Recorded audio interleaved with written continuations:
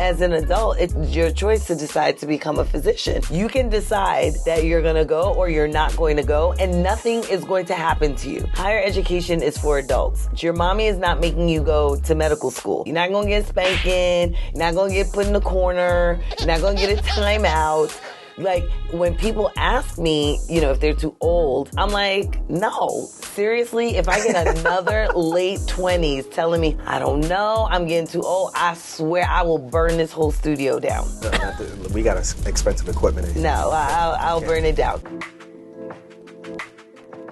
This episode is brought to you by Set for Life Insurance. Listen, docs, one of the first steps we took to pay off our student loan debt was realizing we paid way too much for our disability insurance. That all changed when we found Set for Life Insurance. They helped us with a customized insurance policy that met our needs and, most of all, budget. To learn more, check out setforlifeinsurance.com.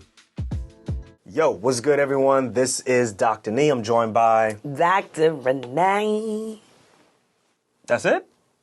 That's it. Oh, you must be tired, yo. It's late. It's late. Let's get to it. Yo, welcome to another episode of Docs Outside the Box, yo. We're your two doctors, right? I'm from New Jersey, Irvington, New Jersey. Renee is from Park Slope. Get out of here. Listen. Park Slope's finest. Hey. Renee is not from Park Slope. Where are you from? Tell me where you're from. Go on us. I am from East New York, and don't get yourself dealt with.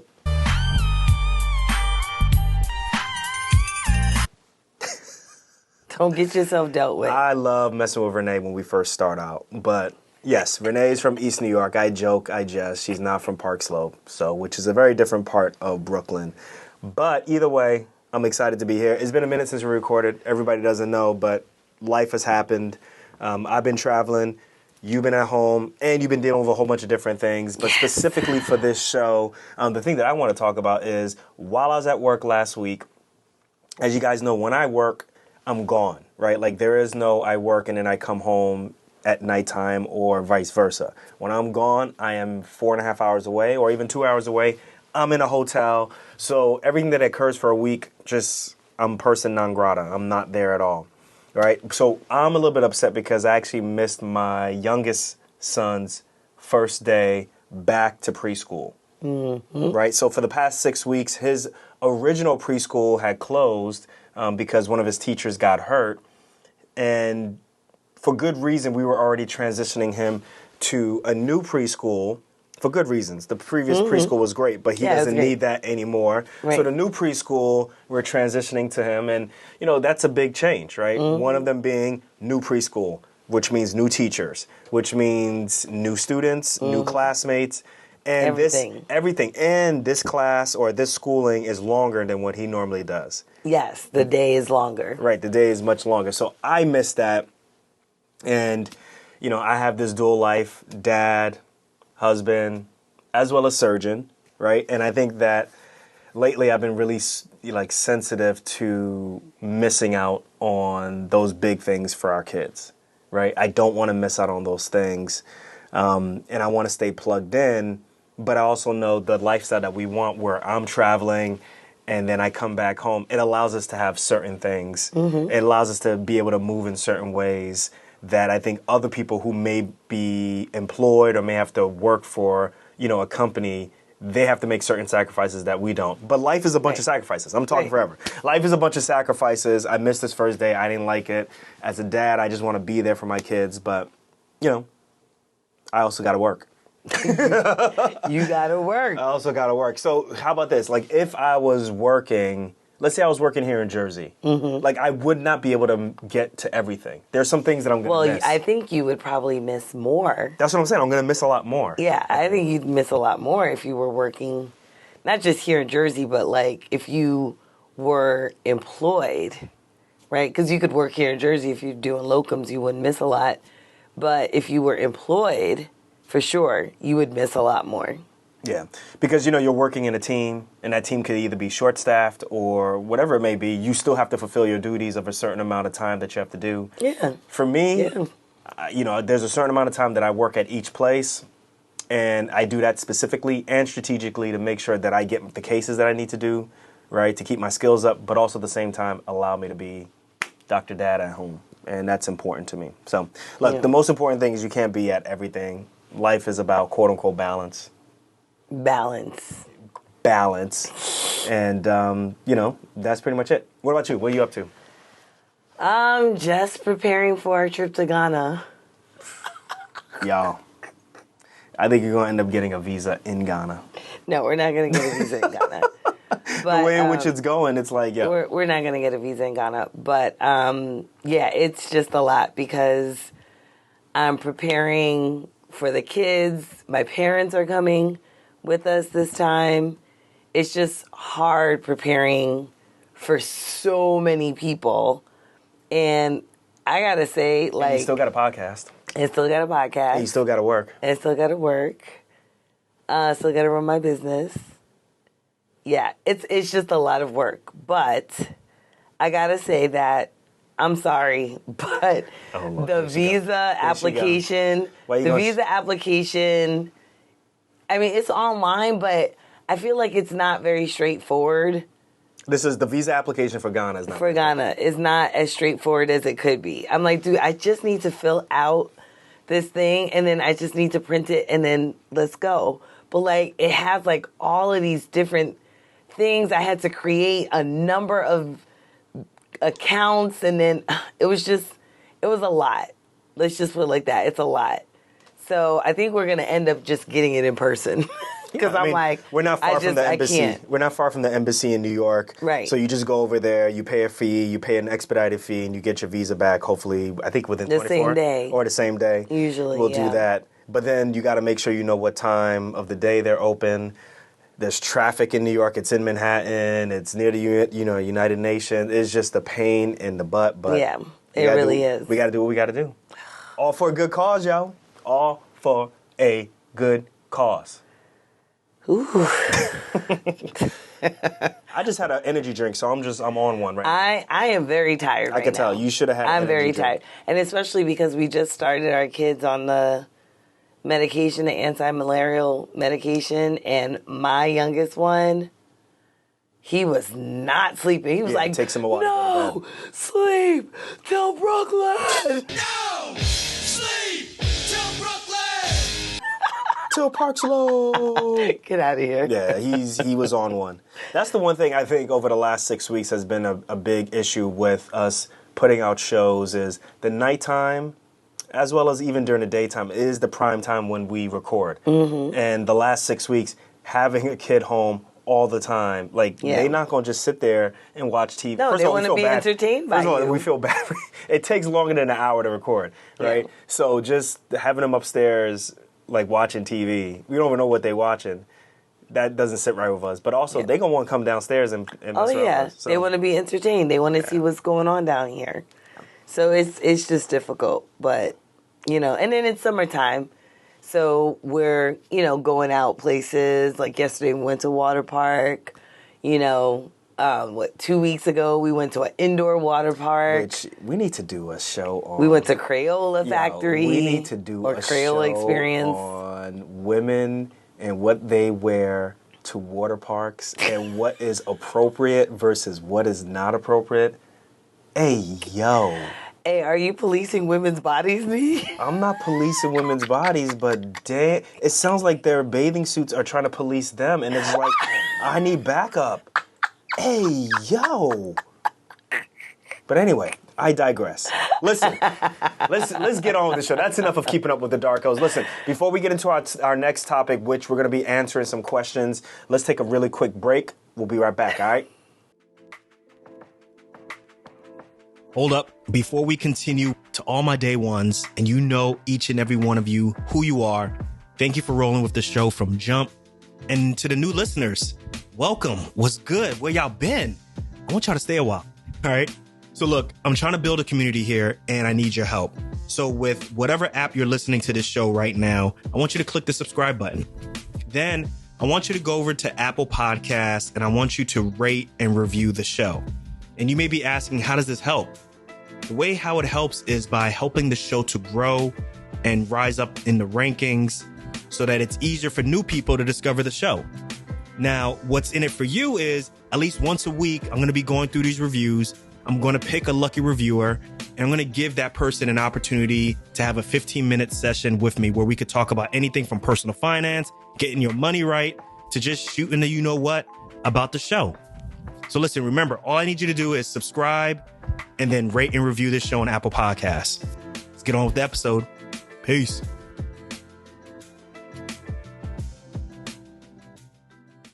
All right, we are back. Listen, y'all, we are going to answer some questions from our guests, or actually from our listeners that wrote to us on Textaful. And I don't know why I don't have the phone number right now. But phone number of what? The phone number that people can text us with. Oh, it's 833-230-2860. It's in the show notes. Alfred will put it down below. We should do like a jingle for that one these days. Yeah, we need to look on... 833-230? No. 2860. I'm not paying for that. But we need to find somebody else who can do a really banging jingle for us. Maybe Fiverr or what have you. Or if you're watching right now and you are a jingle maker or you know what to do with the beats. Preferably Afro beats. Yo. 833. Stephen Bradley. 230. Is it whatever you can do? 2860. Hey, say it again now. 833. 230. 2860. There you go. You'll pay for that one. That was actually kind of okay. That was hot. Yeah. That's worth $4 though. That's not worth $5. But anyway. So I can't get on Fiverr. Let's get to the question. So we got a question from Textaful.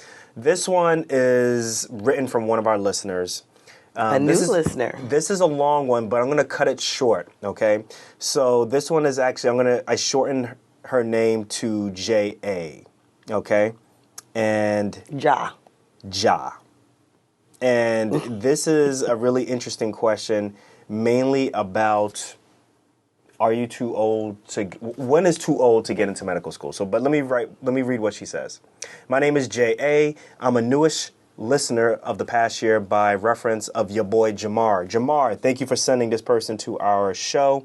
A little bit of background about me and how much your podcast has started to have such an impact on my life.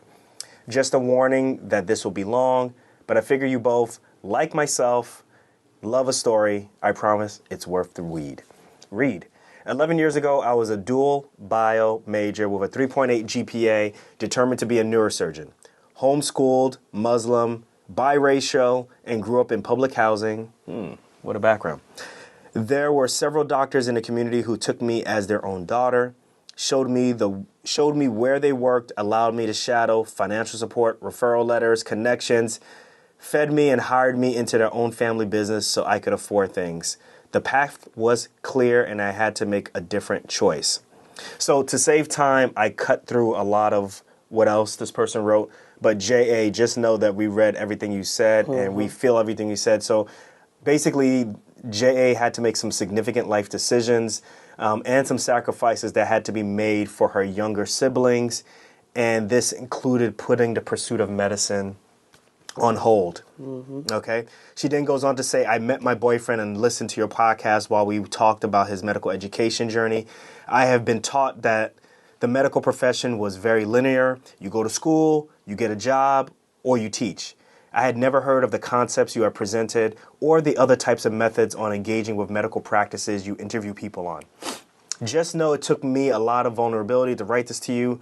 With each one of your podcasts, I have hope that the medical track might still be possible for me. The passion that never left, you both are helping to awaken. And now I have a whole new set of fears. Thanks a lot. I'm fearful I might not have the same passion, energy, or dedication I know it would take to enter into medicine. Yet now I have this deep desire of an unfilled life, and I knew I wanted to leave that I left behind. I have so many questions for you both, but I don't know where to start quite yet. I just wanted to say thank you. Thank you for letting me know it's not too late and very possible to still be a doctor. J.A., thank you very much for writing in. Thank you. For everyone that's listening, this is a really heartfelt text message. We really feel this. The basic gist of this is Jay has been through a lot. And I think the core concept of this is it too late to apply to medical school? And I say that, I'm going to jump into this first. As you ask that question or as you pose that concept, you're talking to two non-traditional grads already, right? So two non-traditional students. So basically what that means is we didn't go into medical school traditionally right after college. Renee took several years off. I took 2 years off. My 2 years off, I coached college track and cross country, as well as got my application stronger, and then I reapplied and got in. Dr. Renee, you want to quickly say what you did? Yeah, I basically did 2 years of post-bac, and then I eventually worked. I worked in a food lab. I worked as a tutor. I worked as a high school teacher, and then eventually got in also. I worked for a nonprofit organization at one point as well. So from college to getting into medical school, how many years? So the start of college to medical school. Ending college. Ending college. Yeah. So ending college to medical school was 4 years. 4 years, okay. And then you had a year where you applied, right? So that's like 5 years total out, or no? No. That's including. Got you. That's including the year that I applied. Okay. So bring it back to, you got two non-traditional students who are answering this question for you, who are talking to you right now. We also went to school with several people who were non-traditional grads, and they crushed it when they were in medical school. Some of them had families. Some of them were in different careers and then decided to, either change. Well, they did change, right? Because some of them were just like, hey, I always wanted to be a doctor, but decided to go in one route. And now, 5 years in, 10 years in, they decide they want to have a change of heart and become doctors. But what I noticed is, you remember our valedictorian? Was a non-traditional student, had a family, and low-key nobody knew that this person was killing it in school. And then we had another grad who we got an MBA with.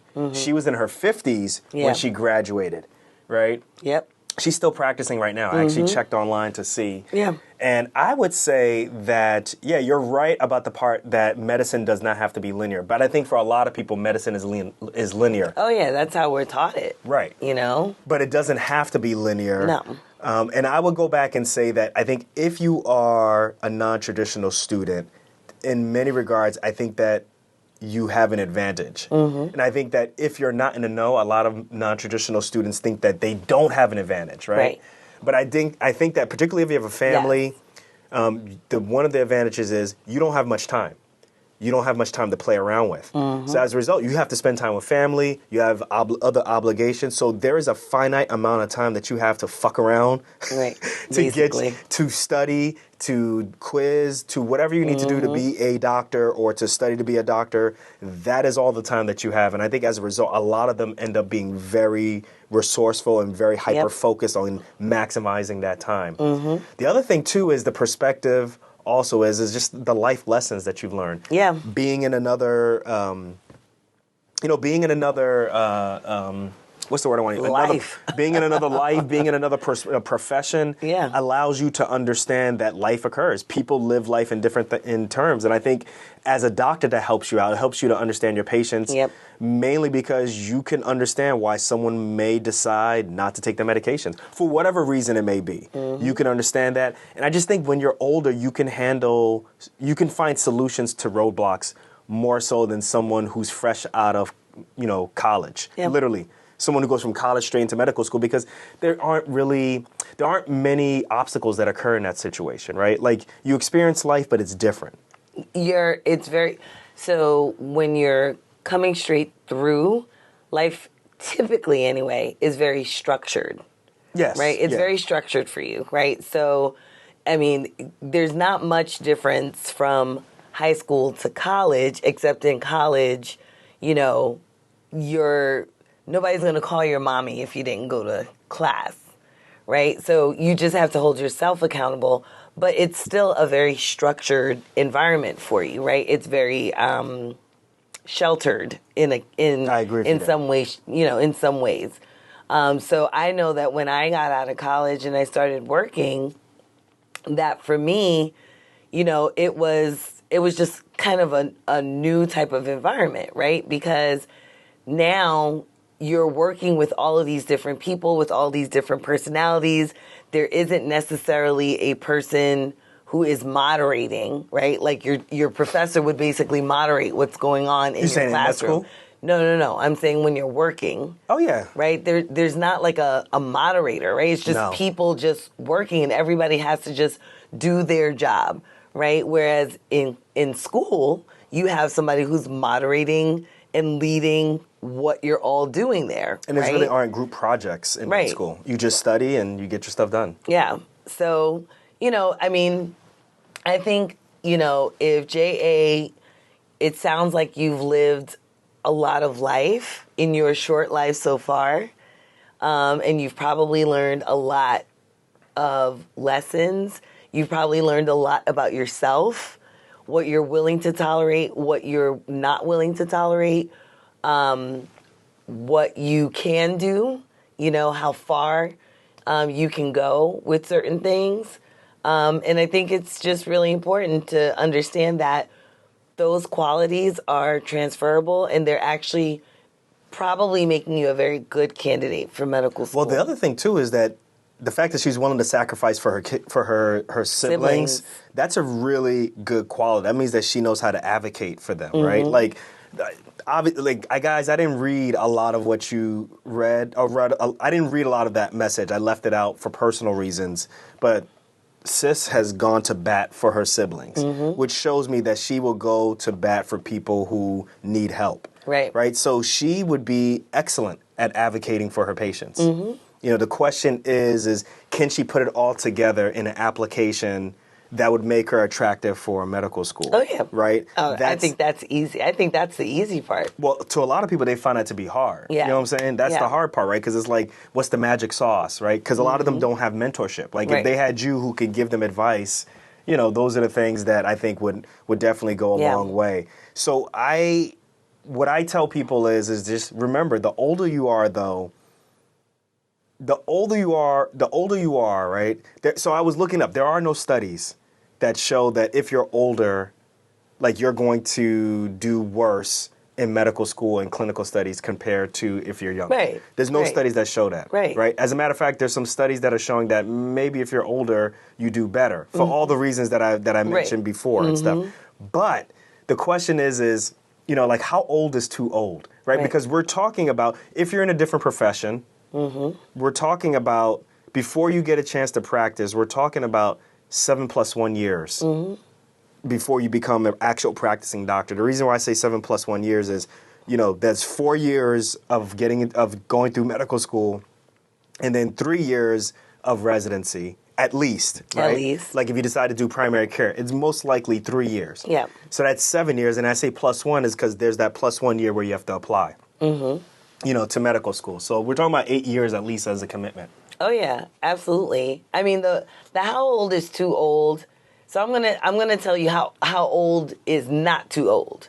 So all of y'all, 20 somethings, late 20s. Seriously, if I get another late 20s telling me, I don't know, I'm getting too old, I swear I will burn this whole studio down. We got expensive equipment in here. No, I'll burn it down. We don't if have I get insurance on it, another so 20-something you who can't burn it asks down. me or who says to me that they're getting old, I swear, like, it's not going to be pretty. So if you're 20-something, like, just stop. Yeah. Well, that was me because when I didn't get into medical school the first time, I was all over the place. I was crazy. I'm sure. But I was in a silo. Like I didn't know other people were going through this. Right. Particularly And that's the if you're at an institution that's very competitive with the pre-meds and you don't get in, or let's just say you're having problems and you decide not to. You don't feel comfortable telling other people what you're going through. Yeah. You don't feel comfortable asking certain questions. Yeah, you're gonna keep to yourself. Yeah. No, I mean, don't get me wrong. I went through the struggle, right? Because I was a late 20-something when I got into med school. So You was in the late 20s? yeah, I was in my mid to late 20s. I was 27 when I got in. Oh, really? Get out of here, Nee. Why you always trying to make Add another 10. Why you always trying to make somebody feel like they done lived longer than they did? Anyway, but no, that was one of my struggles. And then finally, I came to the conclusion, higher education is for adults, right? It's not like I always say, it's not like the 5th grade where everybody's 10 years old, right? Higher education is for adults. Your mommy is not making you go to college. Your mommy is not making you go to medical school. You can decide that you're going to go or you're not going to go, and nothing is going to happen to you. Nothing will happen to you. You're not going to get spanking. You're not going to get put in the corner. You're not going to get a timeout. Like, nothing is going to happen. The truancy officer is not going to come and pick you up because you didn't go to college or because you didn't go to med school. Well, some med schools have mandatory... Whatever, it's still, the truancy officer is still not going to pick you up, right? So nothing is going to happen to you. So when people ask me if it's, if they're too old, I'm like, no, like, it's your choice as a physician, or excuse me, as an adult. It's your choice to decide to become a physician, just like it would be your choice to choose a job. Like, who's going to tell you to choose whatever job? Nobody's telling you to choose whatever job you want to do. You want to work at Walmart? Work at Walmart. Easy. In your 20s, even in your 30s. Yes, that's why I said I'm going to start with that. And maybe even in your 40s. Right. But you know me, I like to ask some questions that kind of... So if you had the opportunity or the choice, would you want to be operated on by an 80-year-old surgeon? Like, it was your choice. It's not an emergency. If it was my choice? Yeah. Probably not. It could be an emergency, but you still have a choice, right? So probably not, but that's knowing what I know now. Right, because I think if it was an emergency, you'd be like, look, just get it out, right? Or whatever. Well, yeah, but I'm saying even let's say it's not emergent. Knowing what I know now, I would say probably not, right? 75? Okay, we're not going to play this game, Nee. Let's do How it. low can you 75? go? 75? Probably not, Nee. 70? No. Nobody. I don't know, Nee. I don't know how old is too old. But... All right, how about this? What about delivering a child? Or delivering your kids? Okay. What about it? With the same type of age type thing?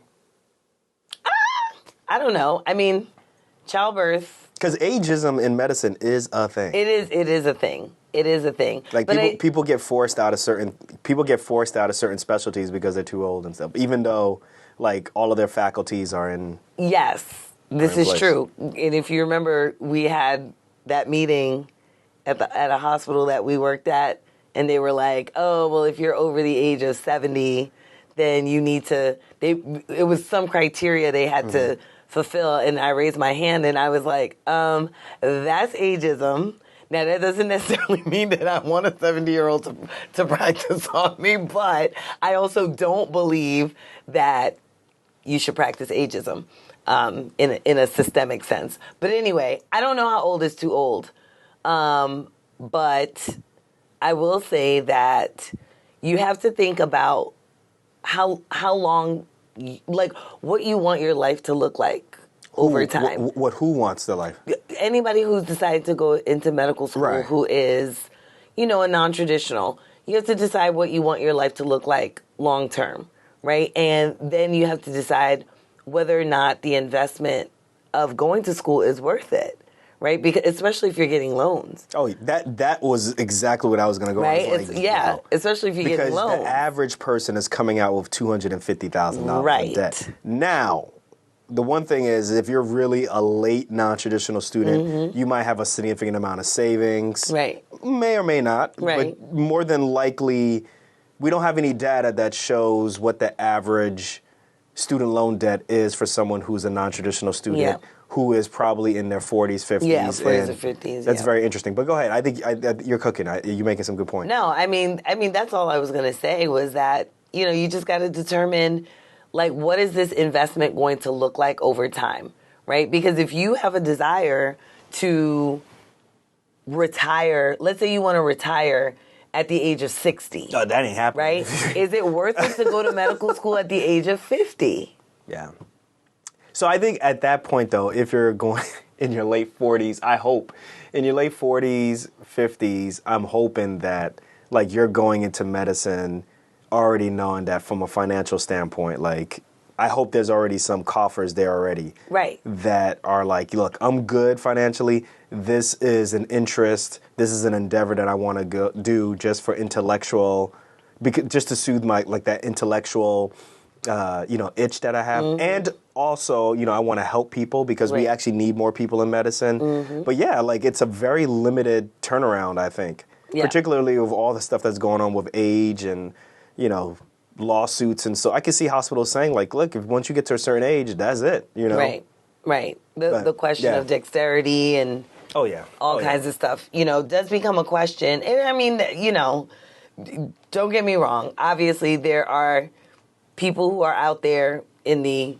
in the upper years of life who still have it and still, have the dexterity and everything. So, J.A., listen, don't give up. Did you finish your point, or? Yeah. J.A., listen, don't give up. You got this. Thank you very much for writing in. I think that trying to get into medical school is not a pipe dream, and it sounds like you got the skills and attributes to actually do really well for your patients and advocate for them. So I say go ahead and try it. Let us know what you think. Reach out to Dr. Renee. Mm-hmm. She's got her Medeq app also. We'll put that in the show notes. Maybe we could put the QR code in the show notes. No, it's on the App Store and Google Play. So let them know. Go ahead, let them know. Yeah, it's Medeq, Medeq. Medeq, man. Okay, don't have Method Man and his whole daggone crew come down here. Medeq. You don't know me and you don't know me. Okay, stop now. I thought you were going to stop me before I... No, I was going to let you go. Knocks. Keep going. Anyway, so... Keep going. But, it's Medeq. You can find it on the App Store or in Google Play. Why should she do Medeq? So Medeq is an app-based program. Let her talk. She knows she wanted to talk about her app. Go ahead. Anyway, Medeq is an app-based program that I created back in 2020, and it literally is a program that allows pre-med students, particularly URM pre-med students, to interface directly with medical school recruiters. Right now we have about 5 schools on the app. Looking to add another one very soon. And, it's just a way for you to be able to run your story by people, and really get a sense of how you can become a really good applicant.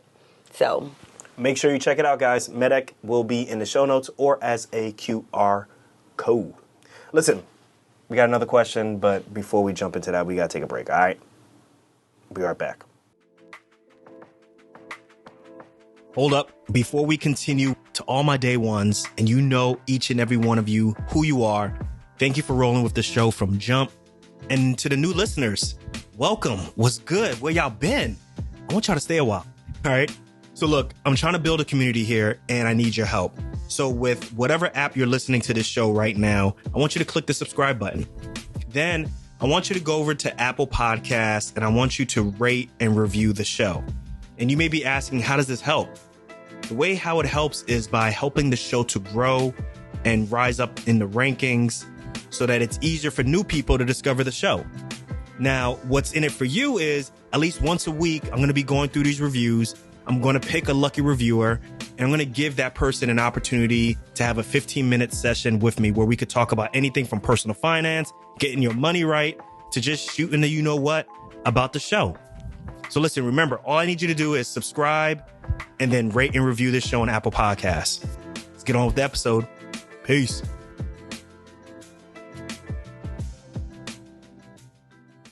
All right, we are back. Let's jump into another question. This one is from Phil. You ready? Ready. Hey, Dr. Nee and Renee. It's Phil. I'm not sure if you both remember me, but I was a non-traditional, speaking of non-traditional, non-traditional pre-med when I met Dr. Renee at the AMEC conference in Orlando. That's the Student National Medical Association Annual Medical Educational Conference in Orlando. Was it 2022? 21? 22.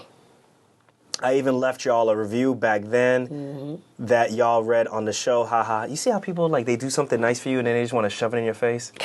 Yo, Phil, you that type of person, yo? Leave Phil alone. You ain't got to tell everybody that you left us a review. Anyway, I'll be starting medical school at the end of the summer and look forward to implementing a lot of the perspectives that I've received from your podcast over the years.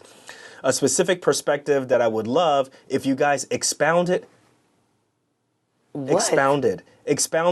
What, you think that's a big word? Yes. Oh, please. Expounded upon would be one that was mentioned in your most recent episode 364, Death of a Resident. In the show, Dr. Renee mentioned how, quote-unquote, medical training does not happen in a bubble. People come into medical school residency with their own independent issues that can continue into training. Often, the conversations are around the detrimental effects of medical training, which I am not discounting, but this point was so profound to me because I had never thought of it this way. I would greatly appreciate it if you both could dive deeper into this topic. Maybe provide examples from colleagues or experiences you have known over the years. I definitely agree that it is within our best interest to try and resolve our individual issues and avoid seeing medicine as a panacea to them. And he puts in quote, I'll be happy once I finish medical training, for example. Lastly, I'd just like to send love and peace to the family of Dr. Mortimer. May she rest in peace. Yeah. So, Phil, thank you for that. And yes, we absolutely remember you. Yeah. Well, actually, so I remember you from your review. Dr. Renee remembered you. She physically saw you, Yes. But she came home talking about you. So, but listen, we appreciate you writing it because this is a big deal. So I actually went ahead and did some research. Actually, there is a ton of research on pre-meds and them kind of having some of the pre-existing factors for depression. So let's do one real quick. So I found one, depression in pre-medical undergraduates, a cross-sectional survey.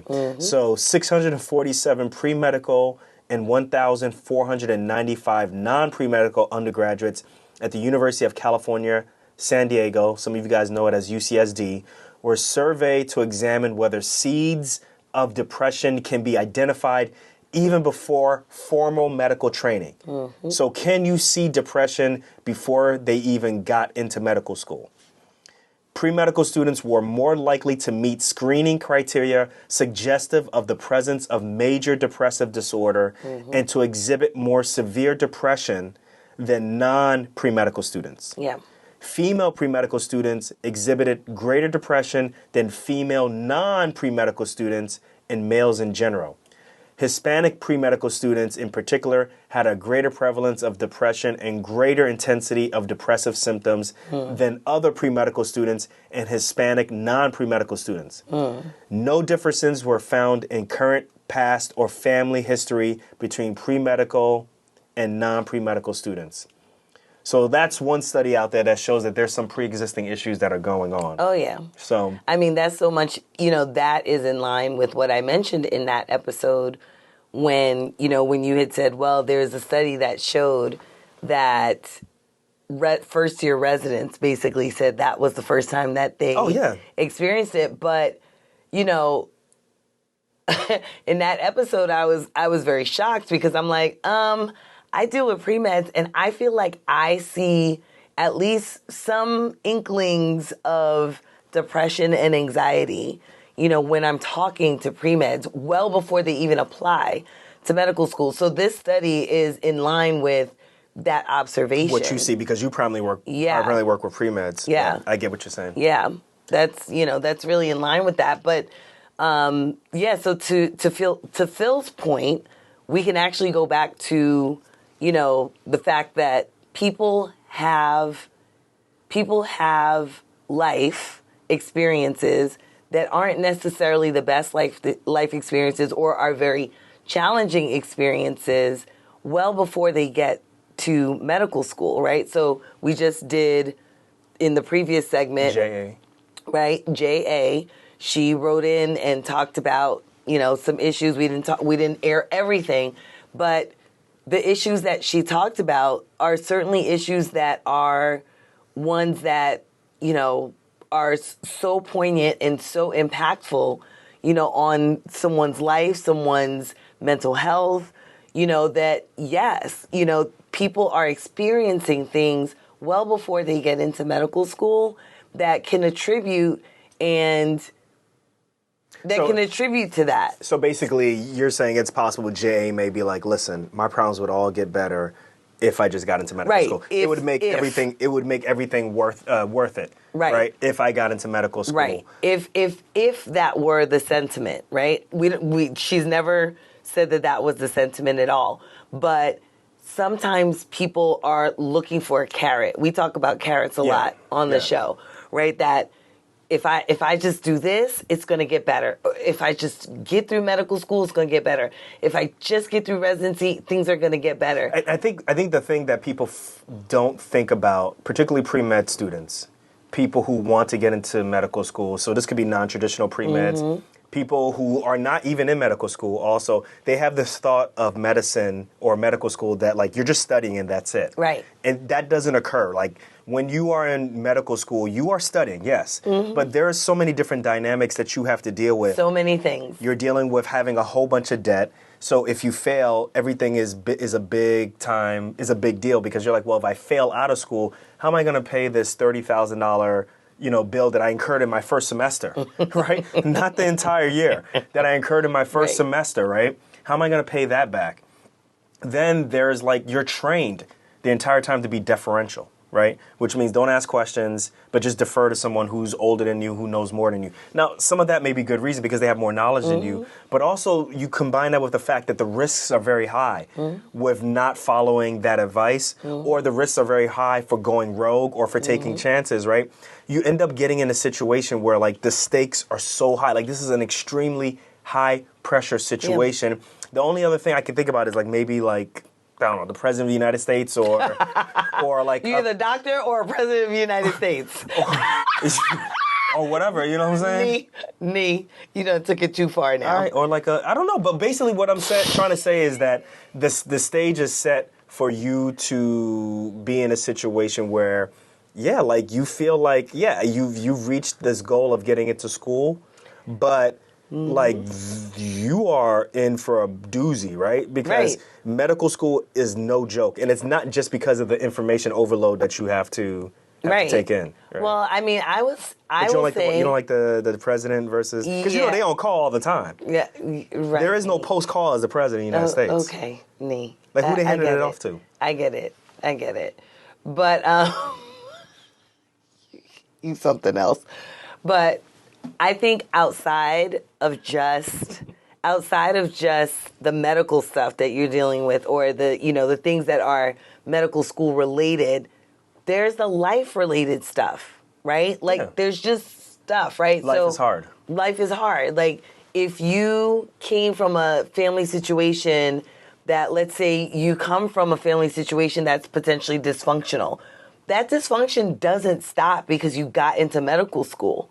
Right? It just doesn't stop.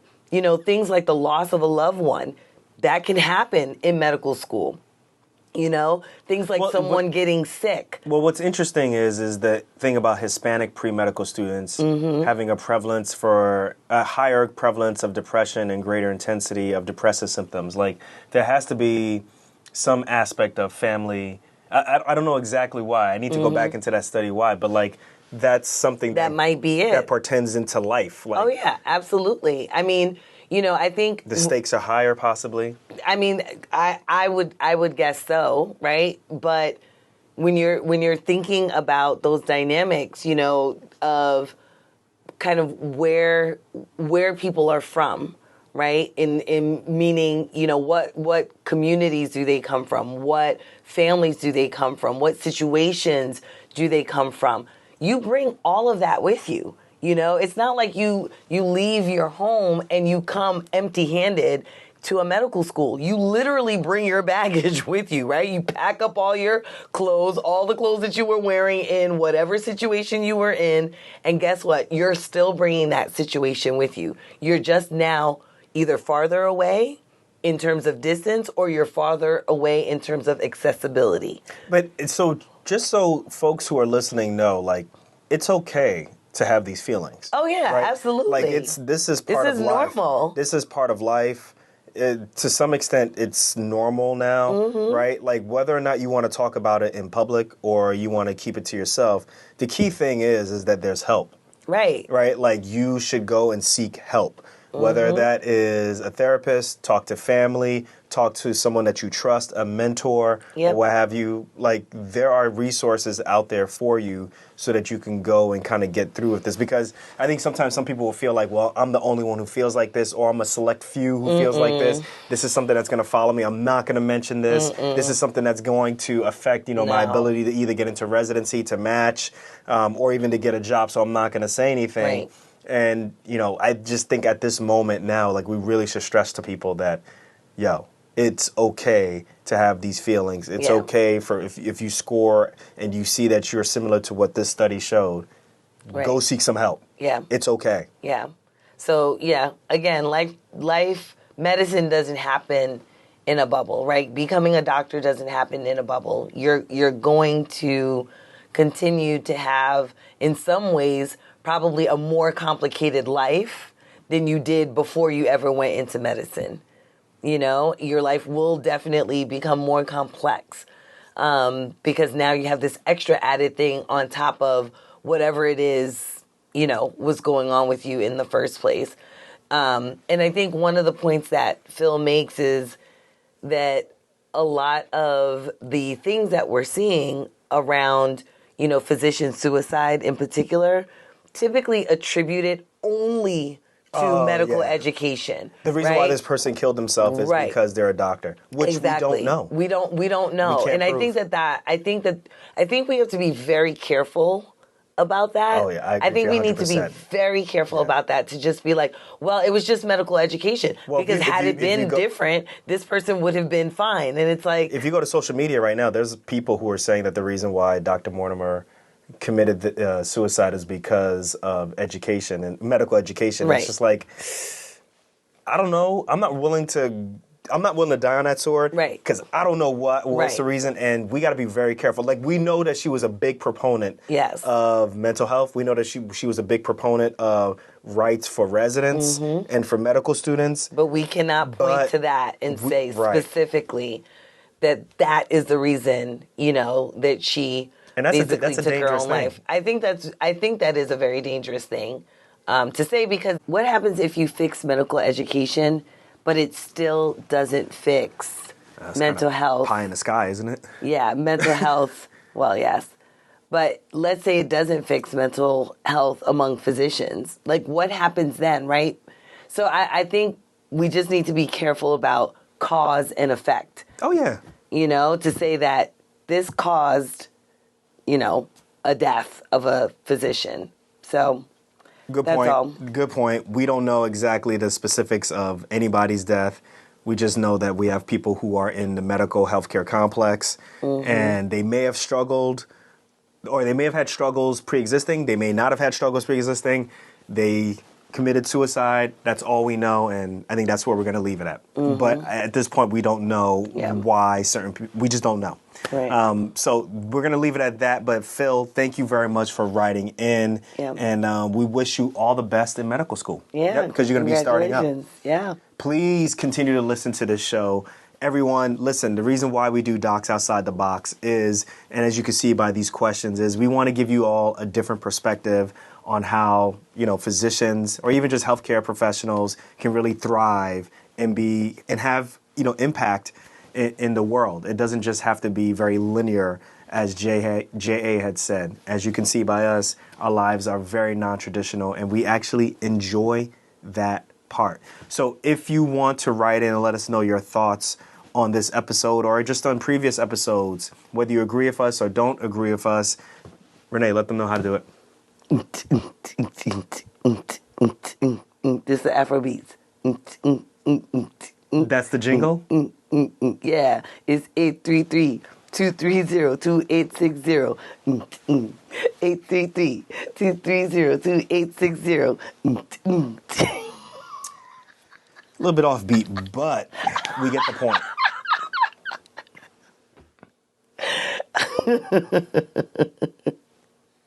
Anywho. Someone please save us and help us create a beat so that we don't have to rely on Dr. Renee anymore. You don't like my beats? Go ahead and let them know the number, please. 833-230-2860. Weren't you listening? But that's what I'm saying. I was so caught off by the beat. The beat was so, like, not like... It was hot. No, it wasn't. I thought it was good. So Everybody, text us and let us know what you think about her beats. I think they whack. But anyway. Whatever. Listen, guys, that is the end of this episode. That's the end of 370. Just want to say thank you guys for listening to another episode of Docs Outside the Box. Listen, we're two non-traditional docs, right? One from Irvington, New Jersey, the other from Park Slope, New... Whatever. Stop. Stop right now. I'm going to keep saying it to the point where everybody just associates you with Park Slope. Listen, if Dr. D come up missing, you're going to know why. It's because he said one Park Slope too many. I don't even get that point. Are you threatening me or something? That's right, yes. Okay, you on tape. You on video. But y'all, we'll catch you guys on the next episode of Docs Outside the Box. Peace. Peace.